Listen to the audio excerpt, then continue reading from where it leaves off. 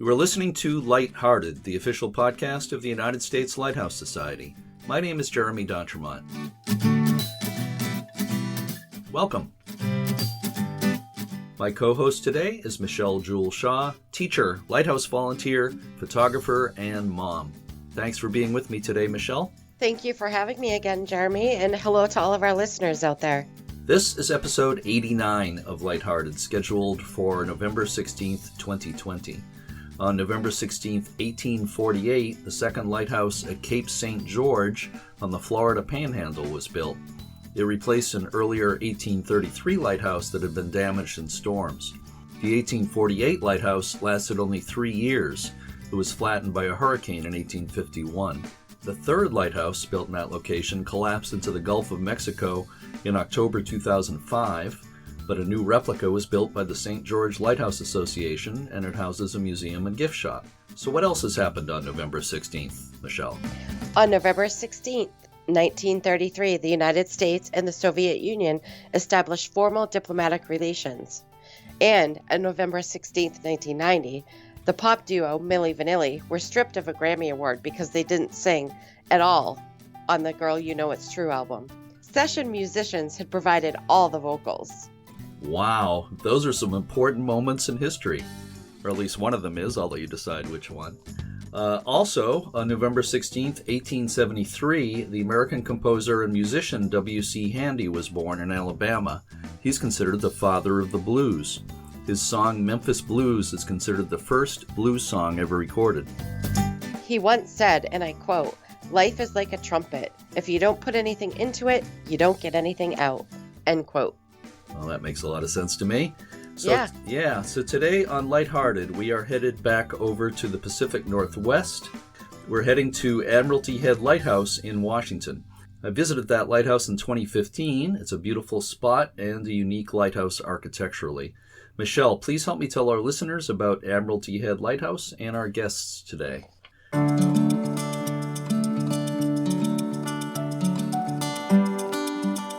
Sure, Jeremy. The promontory known as Admiralty Head on the west coast of Whidbey Island, juts out in the east side of the entrance to Admiralty Inlet, a busy passage that leads to Puget Sound. It was named by the explorer George Vancouver in 1792 after the British Navy's Board of Admiralty. Admiralty Head's light station went into service in January 1861. It was originally known as Red Bluff Lighthouse. A white two-story wooden dwelling was built at the edge of the bluff, surmounted by a short, square, white tower. The tower was 41 feet tall, and the focal plane of the light was 119 feet above mean water. There were 2 female keepers early in the light station's history.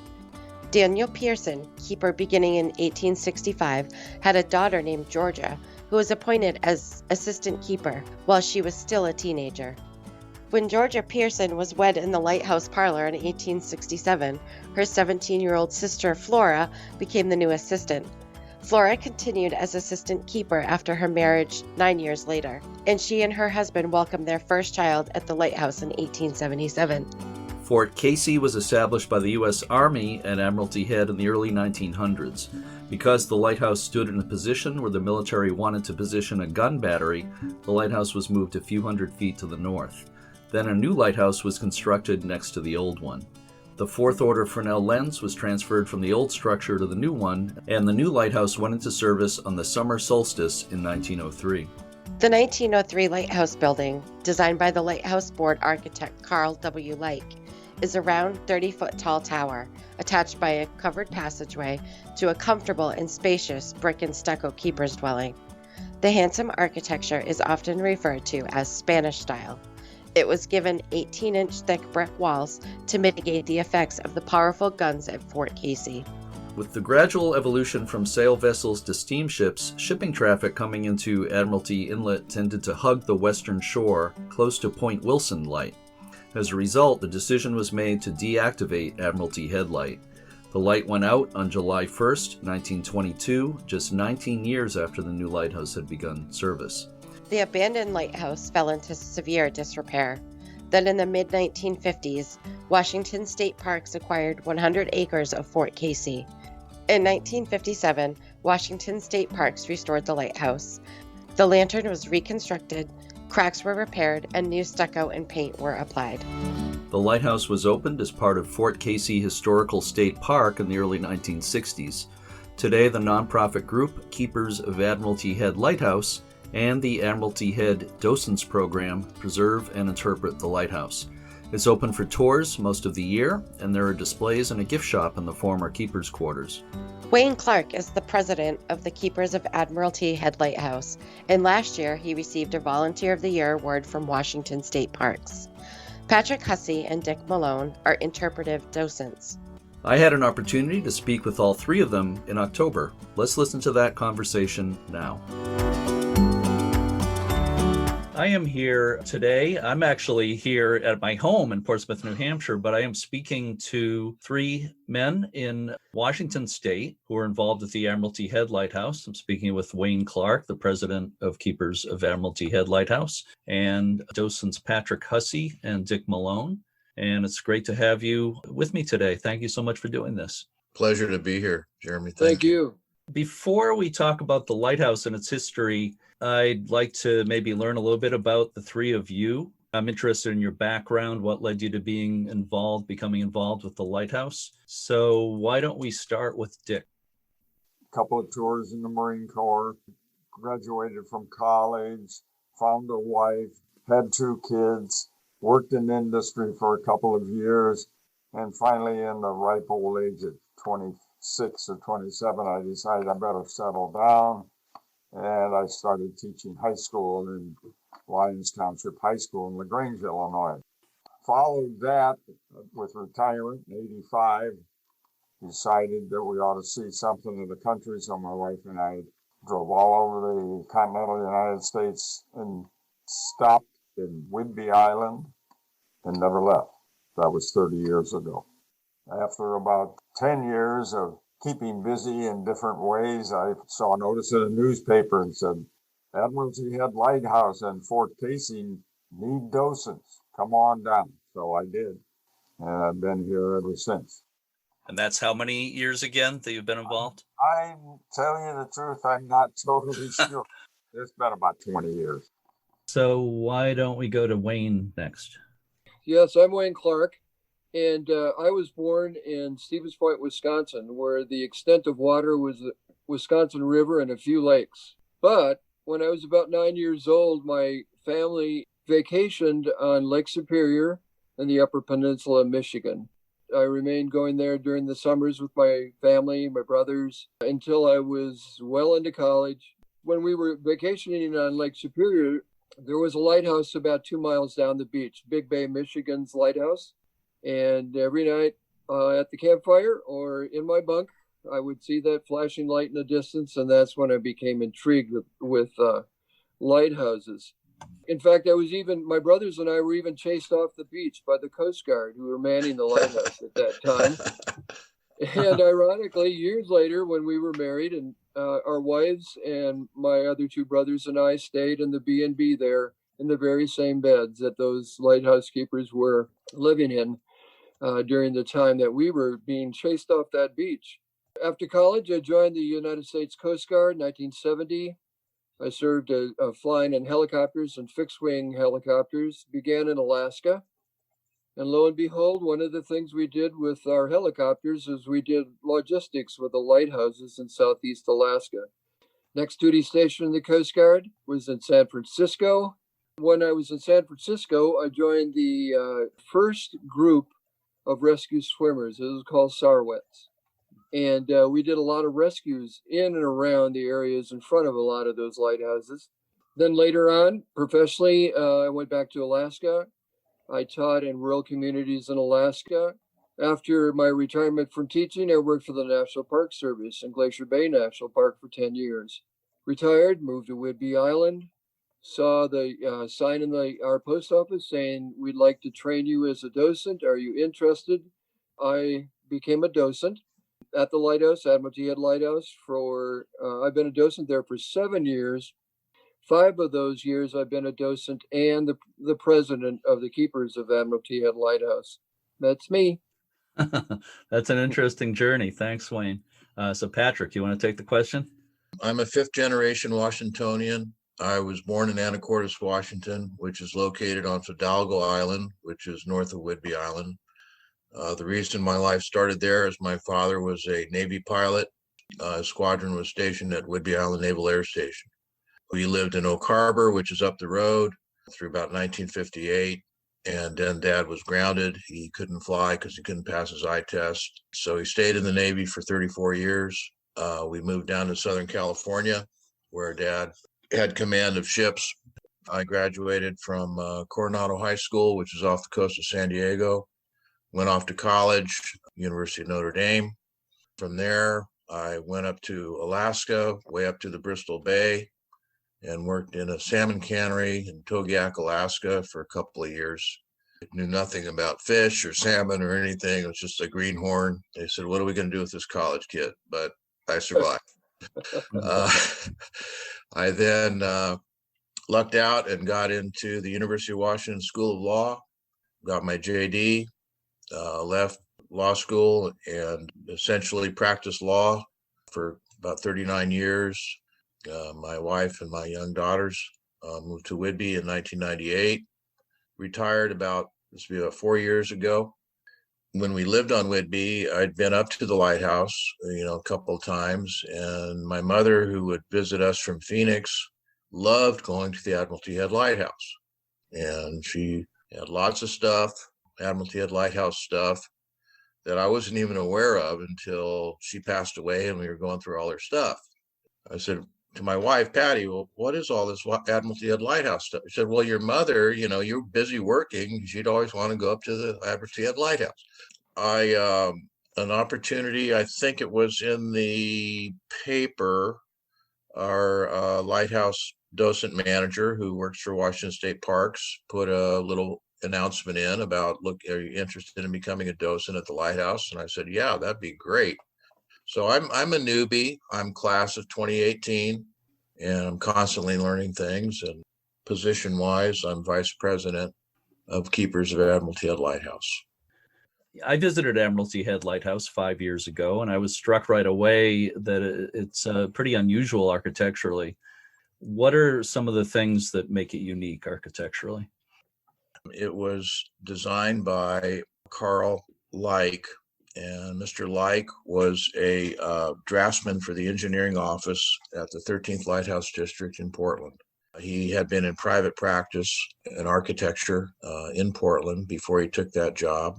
Mr. Like had 33 different lighthouse designs for the 13th Lighthouse District, which spanned from Alaska down through Oregon. 25 of those lighthouses are Carl Like lighthouses.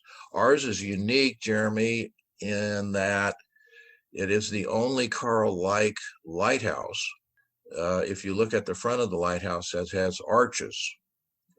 All of Like's other houses are linear porches, so it is very unique in that sense. It has many features that for 1903, when it was first occupied, that summer of June of 1903, that made it very special. It is 18-inch brick walls covered by 1-inch stucco.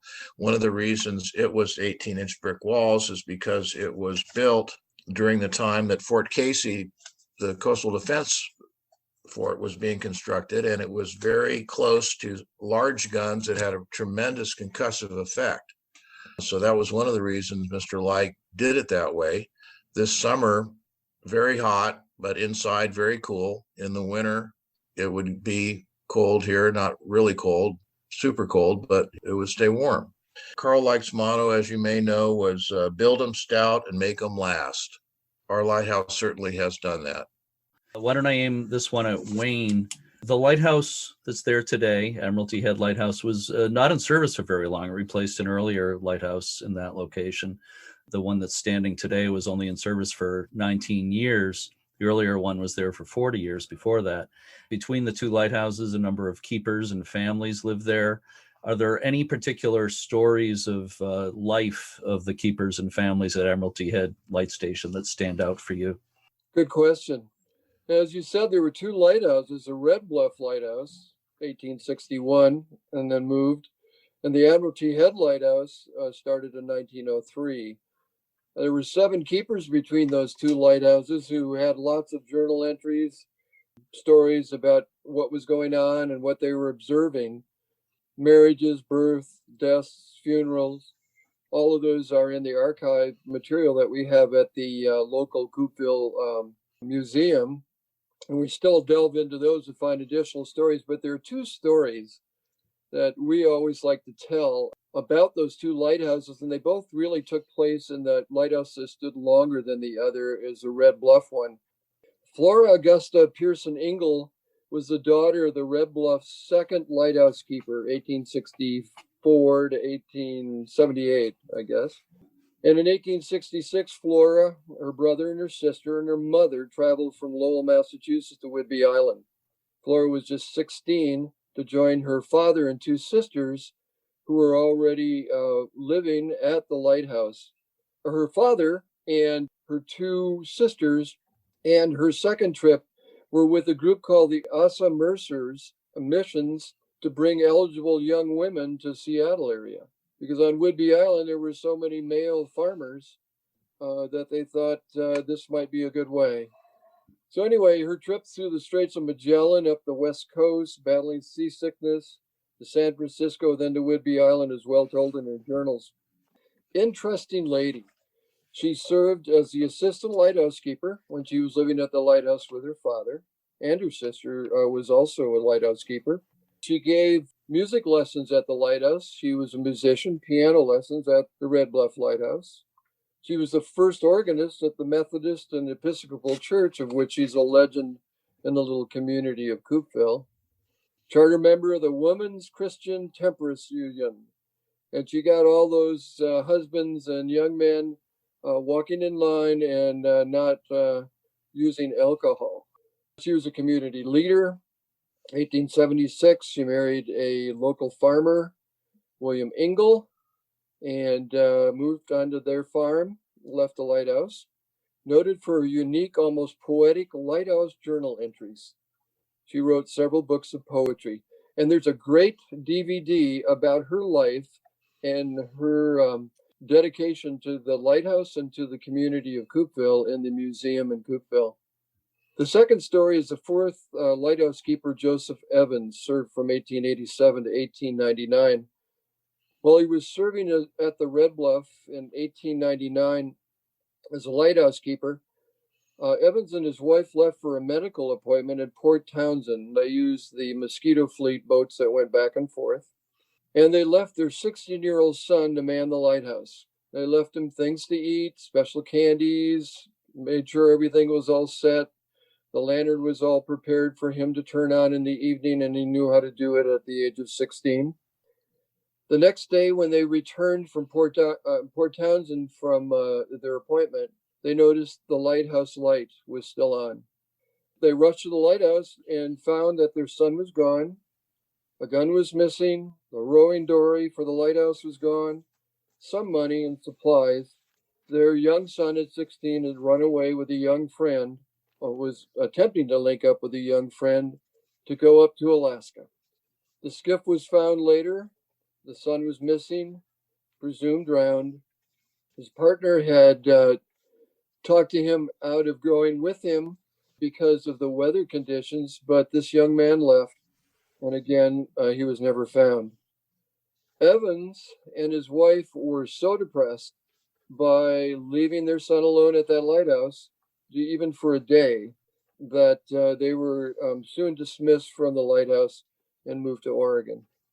Sad story, but gives you an idea of what it's like to be a young 16-year-old in the reality of this world, I guess. So Those are the 2 stories we love to tell. Yeah, well, again, that is a sad story, but they're both very, very interesting. So I'm going to aim this one at Dick, and we were actually chatting a little bit before we started the official interview here about the history of the Fresnel lenses at Admiralty Head, which is a little bit confusing, especially when the light was discontinued in the 1920s. So, Dick, could you help explain that for me and everybody else? I wish I could. In 27, yes, there was a a non-rotating, a fixed fourth order Fresnel lens in the lighthouse. They needed to take our entire top off of the Admiralty Head Lighthouse and take it over to Squim. So they took the lantern house and everything in it, which means the lens, and put our old lantern house on top of the newly shortened tower at New Dungeness Light. But they did not use our light. They had their own. They didn't want to change that. I guess it was believe it was a third order lens. And that was the last we heard of our old lens until about the year 2000. Ex-docent Don Roth, ex-Coast Guard guy, was in the Coast Guard Air Station over Port Angeles, which isn't far from the New Dungeness Light, and he saw a number of Fresnel lenses in a hall, one of which was a non-rotating fourth order Fresnel lens. And seeing as our centennial for the lighthouse was coming up in a year, he, on his own, worked miracles getting the Coast Guard to allow us to display that lens at our lighthouse for a year in 2003, our centennial. We still have it. Well, it's not 2003 anymore, is it? But we've had it all these years, and the Coast Guard hasn't asked for it back. I guess now we actually have a contract with the Coast Guard, yearly contract that says we can keep it as long as we don't hurt it, and we protect it very well. But what really happened to our light, I don't know. I don't know anyone that does know. There is a fourth order fixed lens, Fresnel lens, in the Mukilteo Lighthouse that has a paper sticker on it which says installed 1927. Interesting juxtaposition of years. Ours was taken out in 27. Mukilteo received one in 27. But that's as far as we know. The rest is a lot of several other theories. Who knows which one is right? Could be an episode of Unsolved Mysteries. So many times the history of the lenses in a lot of these lighthouses is kind of hazy. I want to name this next question Wayne, because you are the president of Keepers of Admiralty Head Lighthouse. Can you explain the origins of the organization and what is the relationship of the organization to Washington State Parks? Sure. The Keepers of the Admiralty Head Lighthouse is a membership division of something called the Lighthouse Environmental Programs, LEP, organized in 1995. The general purpose of the Lighthouse Environmental Programs is to promote environmental awareness and lighthouse preservation in Washington. In 1997, through the LEP, the Friends of Admiralty Head Lighthouse was established, and its purpose was to help raise funds for the Admiralty Head Lighthouse. Then again, in 1999, the Friends of the Lighthouse were changed to the name Keepers of Admiralty Head Lighthouse. And its bylaws said that they were to be a fundraising source for the preservation of Admiralty Head Lighthouse and the interpretation of its history with the following. It was to recruit dues-paying members, of which we've got almost 70 now, host fundraising activities. Our biggest fundraiser is the Haunting of the Fort, which raises funds for the lighthouse, and also to financially support the Lighthouse Docents organization. All volunteers for the docents and anybody working in the gift shop or out front with the visitors are Washington State Park volunteers. In 2019, in the Keepers organization, there's 59 members and 11 lifetime members. That's the Keepers. Okay, thank you. It's a little complicated, but I think I've got it straight. Well, I'll aim this you, Dick. Can you give a little history of Fort Casey and how far back does it go and what is especially significant about Fort Casey? The lighthouse lit its light just before the Civil War started, and the lighthouse stayed there for 40 years all by itself on a piece of property owned by a pioneer, Dr. Kellogg. And 40 roughly years later, there was a decision made back in Washington, D.C. that they needed forts to protect what's going on Puget Sound. Well, we happen to be at a point on Puget Sound where every ship going to Seattle, Tacoma, Olympia, anywhere down south, all ships go within a mile or a mile and a half of our lighthouse. So as a result, the government built 3 forts, all within about 3 miles of each other in a triangle, totally covering the entrance to Puget Sound. All ships going and coming must go through that entrance. And the guns that they had in the early days, left over from the Civil War and even the War of Spanish-American War, were not as long range as they needed to cover the Admiralty Inlet. And as a result, they had to wait to build these forts until 1897 when they had the famous disappearing rifles. The problem with the lighthouse and the fort, once the fort started building in 1897, one of the gun batteries was pointed right at the lighthouse. They built a new lighthouse about a half a mile to the north along an even higher bluff than they had down at its original point. This was fine until actually the ships started to use power, no longer had to tack back and forth, were much easier to navigate the strange waters around here. But that lasted until World War II. And as I said, most of the guns were taken out.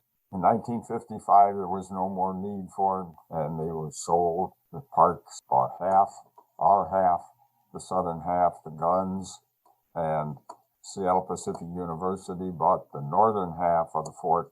But that's basically where the two of them mashed together. I understand that there was some work done in 2012, and the lantern at the lighthouse, which actually wasn't the original lantern in the first place, but the one that was in place at that time was replaced by a new replica.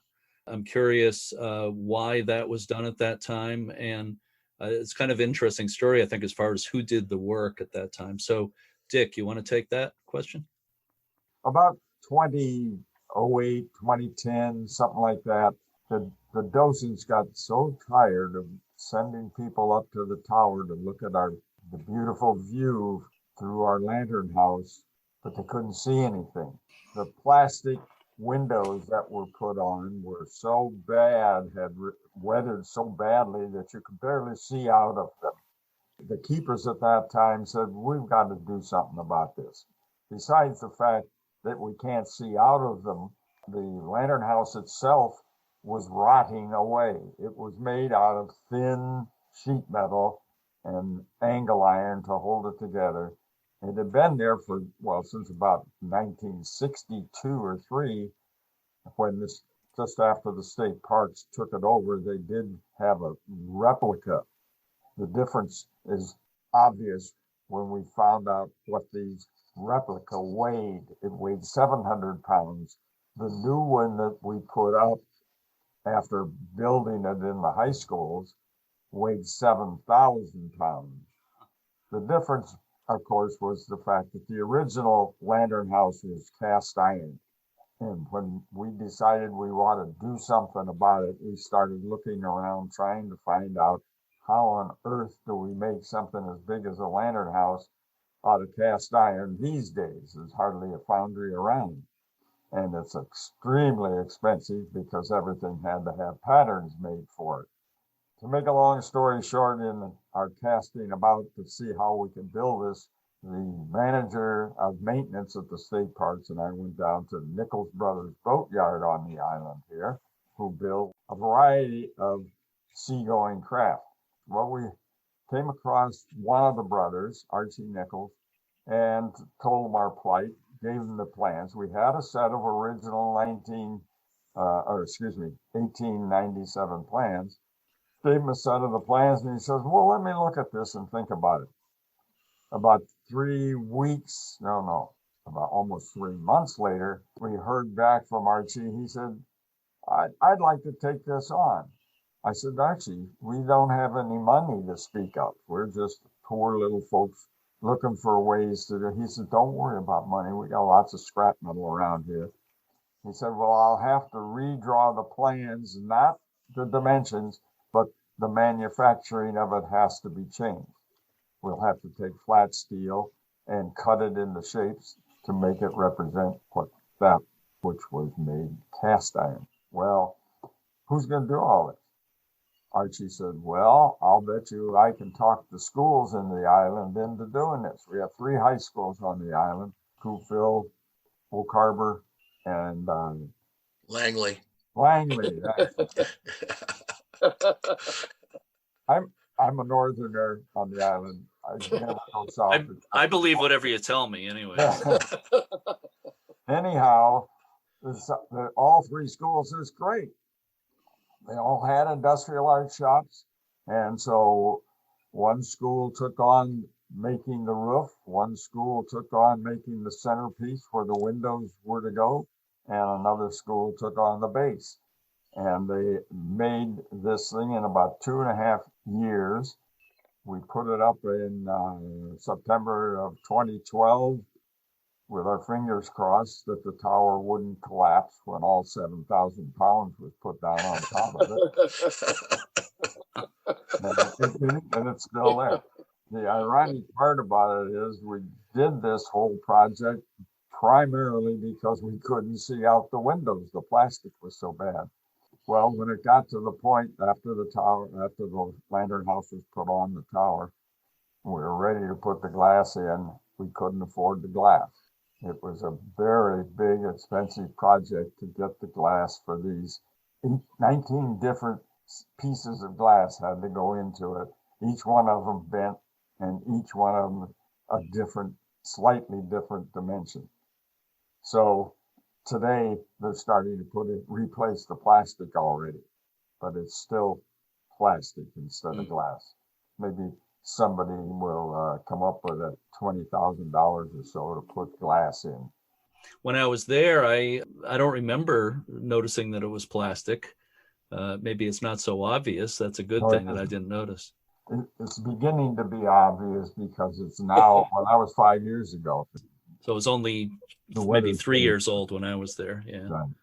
That is such a great story that the high schools were involved in that. And it's beautiful. It's a beautiful piece of work. You wouldn't know that it's not the original lantern on that lighthouse.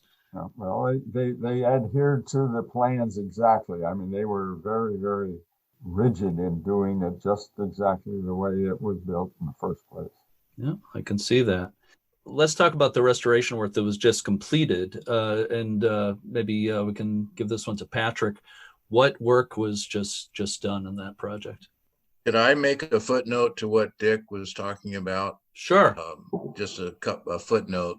We now have, it took a while to get it together, but now inside the lighthouse, we have a beautiful brass plaque that commemorates the project that the students did with the Nichols brothers' help and Dick's help, and other docents' help.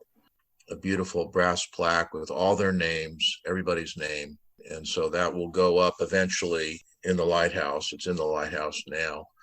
And I have to chuckle when there was a huge ceremony, of course, when the new lantern house was brought out and hoisted on a huge crane and lowered down on the tower. Dick, tell me if I have this wrong, but I think you told me that as the 7,000 pound plus tower is being lowered down onto the brick, someone said, has anybody made sure that, it's going to hold?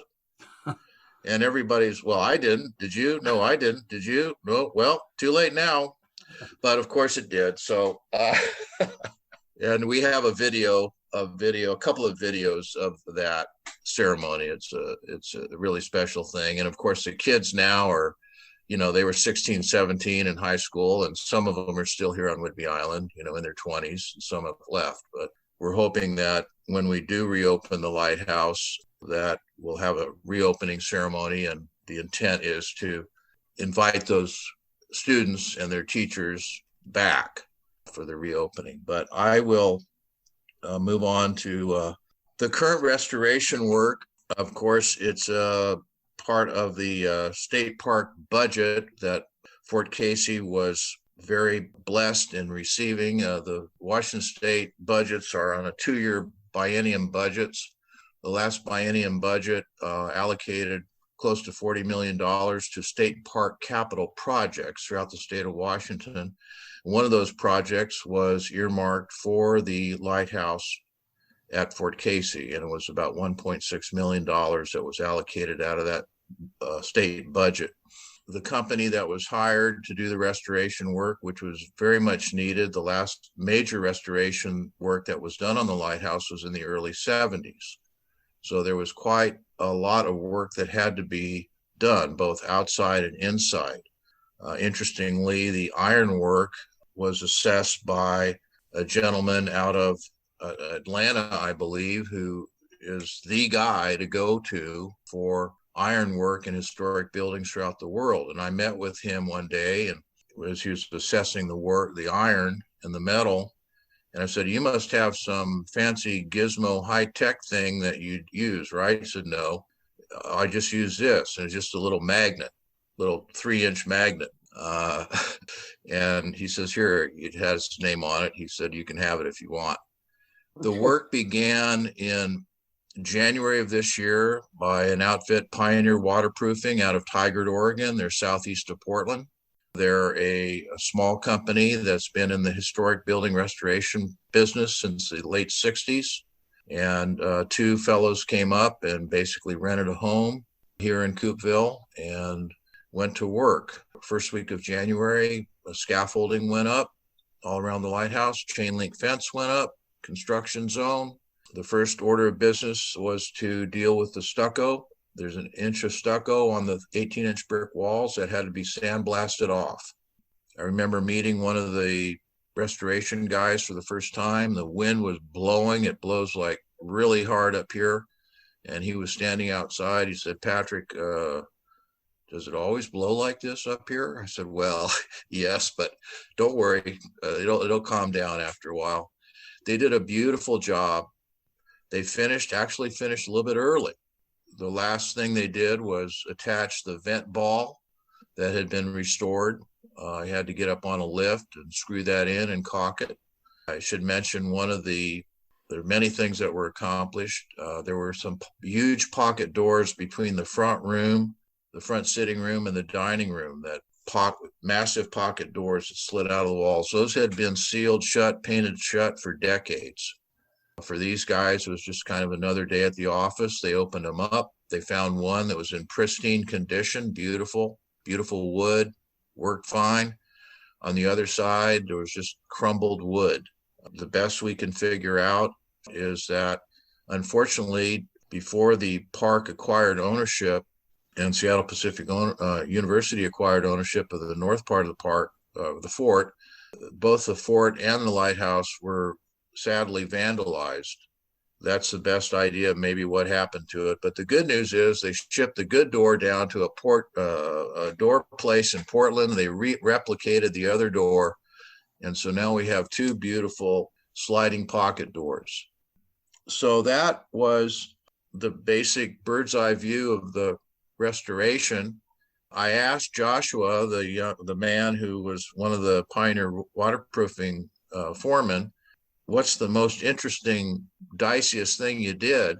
The platform, the spiral stairs that go up to the lantern, there's a platform about halfway up that's supported by steel I-beams. They're about 10 feet long. To get to the repair of that portion of the tower, they had to remove those I-beams. And he said, we did it. We were worried about it. We had to replace the I-beams, repair the brick. So we were the most nervous about doing that, but they did it. The roof was redone. The gutters were redone. It was painted. The floors were redone. So many folks that have been visiting since the spring have said, "Gosh, it looks brand new," which it really does. It really is they did a beautiful job. It looks absolutely brand new in the photographs I've seen. It looks amazing. So let's talk about what docents do. All three of you either are docents or have been docents. What exactly do docents do at the Lighthouse? I think most important when we train our docents, we tell them the most important thing to do is to greet each one of our 54,000 people that enter that building, to make them feel that this is, in fact, their building, not just ours, and they're definitely welcome here. But what we do as docents, for the most part, are the same as docents do throughout the nation, throughout the world at the lighthouses. But in particular, we answer the questions about the lighthouse history, the display items that we have, the relationship to the fort, which is unique because of the moving of the lighthouse, the personality differences between the Department of War with the fort, which is the Department of Defense now, and the Department of Commerce, which had the lighthouses. You had a lighthouse saying, "Hey, look at me," and you've got disappearing guns at the fort saying, "We're not here." We have a chance to explain how the two Fresnel lenses operated that we have on display. Amazing piece of work that the Fresnel lenses are. We run the gift shop. We have lots of great people who work on that, and they get a chance to talk about the what our gift shop is in the old kitchen and the hallway from the bathroom and the laundry room, and they also do docent duty about those particular rooms, besides running the gift shop with books and kites and all kinds of things. We get to tell the story of the Triangle of Fire. There are 3 lighthouses and 3 forts in the same restricted area that Dick talked about for navigation. A very unique situation. And from the Lantern Tower room, they can look across at Point Wilson at Fort Worden and see an operating. Our lighthouse is no longer working. It's been decommissioned, but the other 2 lighthouses still have fog warning devices and working operating lighthouses. The view of the Admiralty Head is just fantastic. And the activity that, as Dick talked about, the traffic activity there is amazing. Everything from aircraft carriers to submarines to cruise ships to cargo ships. We also get an opportunity to talk about the early Native American use of the area. In fact, there were lighthouses of one sort there with the Native Americans, the Lower Skagit Indians, building bonfires on the beach for their returning canoes, and also the observation area for protecting their community in Coupeville from being invaded by other Native American tribes from other parts of Canada and whatever. So there are lots of things that they do. They decorate for the holidays. They set up, they take down at each one of their shifts, relate what people have been asking about. It's just a great opportunity for everybody. Are you actively looking for more docents and maybe volunteers to do other things as well? And if so, how can people find out more about that? Well, there's a couple of ways. We get people from all over the world, for the keepers, as far as if they're interested in lighthouses, but say, I don't even live here, but I love lighthouses. We give them our forms for making donations to the keepers of Admiralty Head Lighthouse. For the most part, with our docents, our active docents who greet the public and work, throughout the summer, we recruit them through local newspapers. Also, are posting signs and recruitment posters at the post office, the stores throughout the community. Yeah, just very briefly, Jeremy, we also have a Facebook page, Keepers of Admiralty Head Lighthouse, which has a lot of information on it. It tracked the restoration, and that's another way we try to reach out to folks that might be interested in not only the lighthouse in general, but maybe becoming docents. The lighthouse is open regularly, and I had a great time when I visited there. Patrick, how is this year different from a normal year?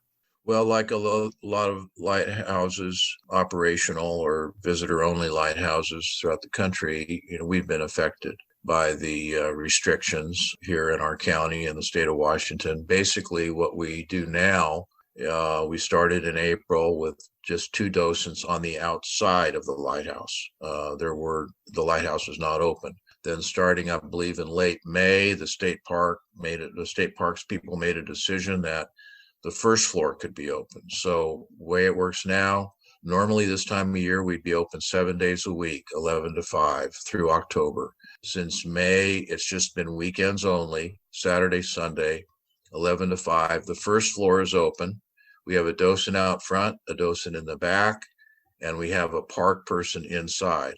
We have many, many visitors, and we talk to them as they're waiting to walk in. They walk in, they walk around the first floor. Wayne alluded to this. Normally the old kitchen is the gift shop. Now it's the gift shop is not there. We have on display artifacts, period kitchen artifacts from the local history museum. They pull them out of their storage archives. So there's a display there. And the tower is closed, which is a big disappointment to a lot of folks, but the first floor is open. And then at the back, like I say, we have another docent that's ready to answer any follow-up questions. We also have a wonderful book for the kids, a kind of a kiddie activity book that we hand out. All the kids are excited about that. They get a little pencil and they're stamped. And so that's basically what we'll do. We'll be doing this through the last Saturday in October, and then we'll be closed. In normal times, we would be open around Thanksgiving for about a week. We get a lot of visitors to Whidbey. And then we do a Christmas thing. We gussy the lighthouse up for Christmas, and we have a Santa Claus. That won't be happening. So we're hoping normally we will reopen in March each year, a soft opening. So we'll see where things are at in March. I guess we're all kind of what we're all saying at this point. So it's great that you've at least been able to open to some degree this year, because a lot of lighthouses around the country didn't open at all this year. So congratulations on making that happen. So I have one more question for each of you. This is for bonus points. Get your number two pencils ready. Put your thinking caps on. What is your personal favorite thing about your association with Admiralty Head Lighthouse? And Dick, why don't we start with you on that? Well, that's the easiest question of all. Working with great people as docents, associates at the Lighthouse, and great visitors from all over the world. Wayne, you want to take it next? Well, it's amazing that when we do the interviews for our newsletter, talking to docents who've worked there up to 20 some years or whatever, that's the same answer they give. We've got a camaraderie of work groups and docents and keepers that do hours and hours of volunteerism just because they like the people they're around. We were restoring the white picket fence after the restoration project and replanting all the plants we had to remove. We had over 300 hours of volunteer hours of people, docents, keepers, park people, and friends of Whidbey Parks, all working together, having a great time, visiting with each other, and a lot of pride that goes into that. It's really symbolic of the type of people we work with. And being an ex-educator, I love the young people who come in and the excitement and the awareness of how a Fresnel lens works and the light. Every day that I go to, as the docent, go to work there, I think, well, maybe I'm just, donating a couple of hours. I come out of that saying, this was an amazing day. I talked to somebody really special today with a great question. It's probably the best volunteer sort of thing I've ever done. Patrick. Ditto to what Dick and Wayne referred to. I think our docent community is just a real fun group. Our docents are managed by a wonderful woman on staff at State Parks. She's our docent manager. We have docent picnics. We have speakers that come in. Jeremy, you did that a couple of times for us via Zoom. Yep. And so that's a real great thing. On a more personal level, my favorite thing is I made your typical docent rookie mistake. When I first started, I would sort of launch into telling people about the lighthouse and stuff. And a lot of times I'd be stopped and said, excuse me, sir, my great grandfather helped build Fort Casey. So I've learned to ask, have you been here before? What connection do you have? And you always get, it seems like invariably you'll find somebody. I think Dick tells a story about the great grandson of Carl Like that showed up one day with his grandsons, wanting to know everything about Carl Like, because he had just learned that his great grandfather designed a lot of these lighthouses, and he wasn't aware of that. We also have living in our midst the third great granddaughter of the first lighthouse keeper at Red Bluff, William Robertson. She lives here, and she's been into the lighthouse. And we have descendants of Flora Pearson was mentioned. We have her great granddaughter still alive, living in the old Engle farmstead. So it's those types of people that come in periodically that are fascinating to talk to. Well, those are always great connections when you find people like that. Dick Malone, Patrick Hussey, and Wayne Clark, I want to thank you so much for spending this time with me this afternoon. Afternoon my time. Is it afternoon yet, Washington time? 12:30. Little afternoon, so I guess it's afternoon. So thank you again so much, and congratulations on the recent restoration, and keep up the good work. I'll tell you, I recommend it to our listeners as one of the best. Admiralty Head Lighthouses is one of the best lighthouses in the Northwest to visit for sure. Beautiful building, beautiful location, and a great group of people taking care of it and interpreting it. So again, all three of you, thank you so much. Thank you, Jeremy.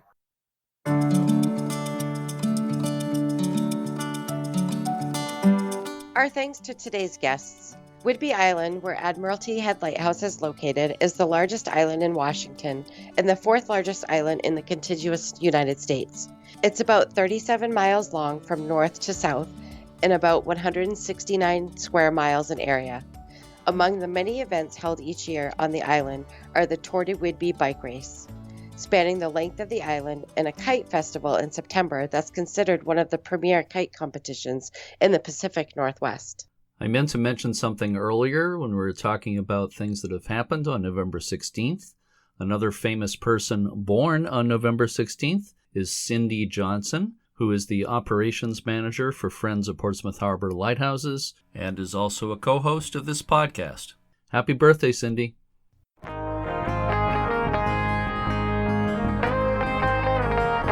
Thank you to everyone connected to the U.S. Lighthouse Society and its chapters and affiliates.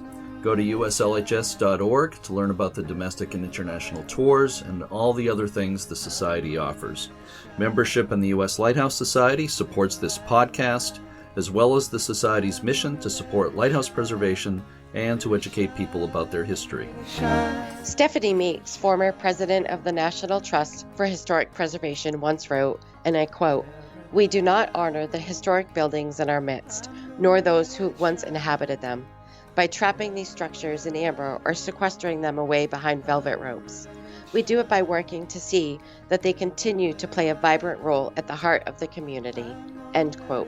Shine, let it shine, let it shine, let it shine. I would say that worthy goal is being met by the people who care for and interpret Admiralty Head Lighthouse, as well as so many lighthouse organizations around the country.